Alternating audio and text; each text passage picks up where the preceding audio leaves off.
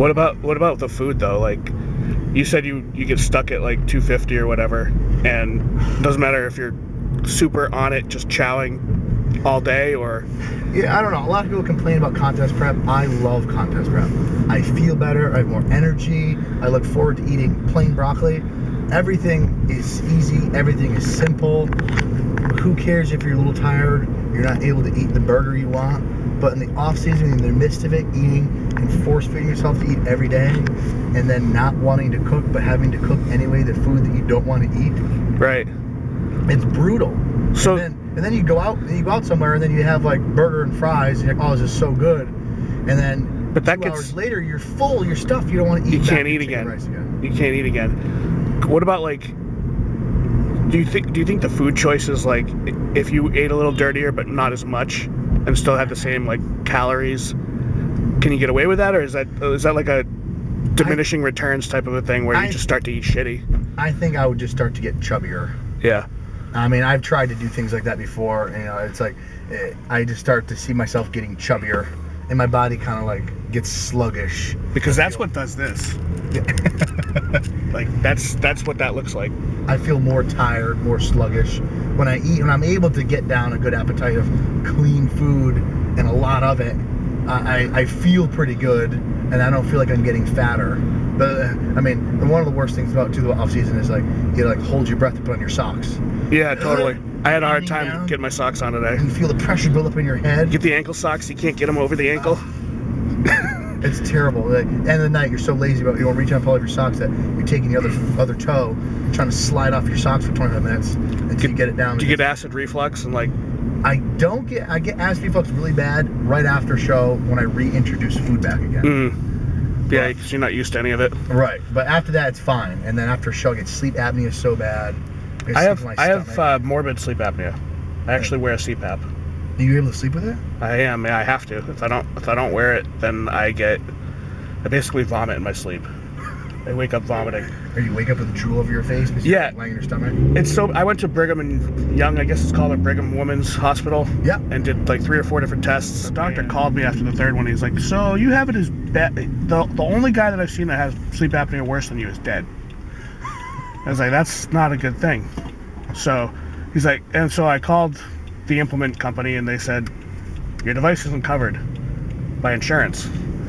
So I had to pay for that out of pocket. Yeah, $1,800 out of pocket to pay for that. Best thing I ever did. Like 4 pounds of muscle in a month, just because I slept. You were able to sleep that machine. You feel like Hannibal Lecter. Oh, it sucks. It sucks so bad. It's terrible, but I sleep. I pass out. I get up twice to go to the bathroom instead of every hour. But how about the back pressure? You know how when you exhale, yeah, you have to. It's like exhaling against pressure. I have an APAP, which actually adjusts to how hard you're breathing. My mom has a CPAP machine, and I borrowed it, and she doesn't use it. She won't sleep with that kind of thing. So I'm like, Mom, let me use that thing, and I used it, and like that, like my dogs freak out. I have like, yeah. You gotta go get the thing fitted for your face. But what happened to me when I used it was, like, I would fall asleep with it in the middle of the night. It would feel weird in my face, and without me realizing how you'd rip it off. And yeah. Like, let's add this up. Sleep apnea, chafe, uncontrollable sweating, no appetite, force feeding yourself to eat food. And then if you want to drop a few pounds, like, it just doesn't work all of a sudden. Like, you have to like diet. You have to actually diet to do it.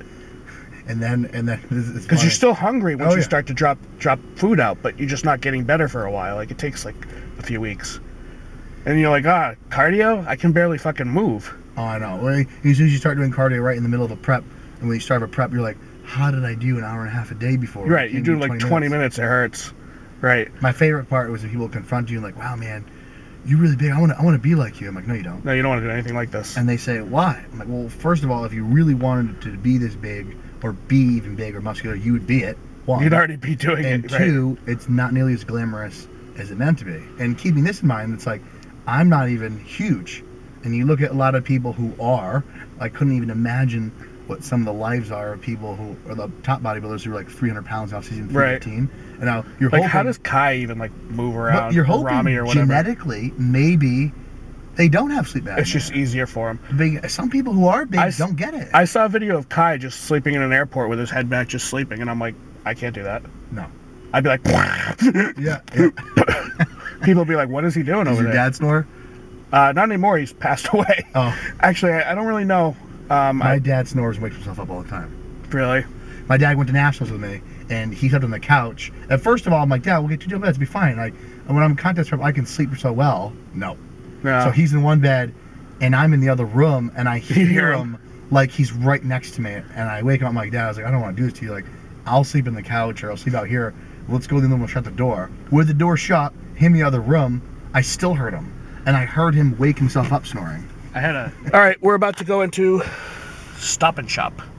Now, I want to tell everybody, Super Stop and Shop is my favorite grocery store. Why? Because overall, I feel that it has pretty good, decent quality produce, vegetables for a decent price. Yeah, Whole Foods is awesome. It's pretty expensive. 4 times the price. And a lot of other shopping places have terrible tasting meat, and it is cheaper. But in the off season, I'm gonna spend a little bit more money and get meat that I at least decently tastes good. I mean, sale for chicken here, you know, $2.99 a pound for the boneless chicken tenders. I mean, there's. So you're not eating grass-fed beef? No. Me either.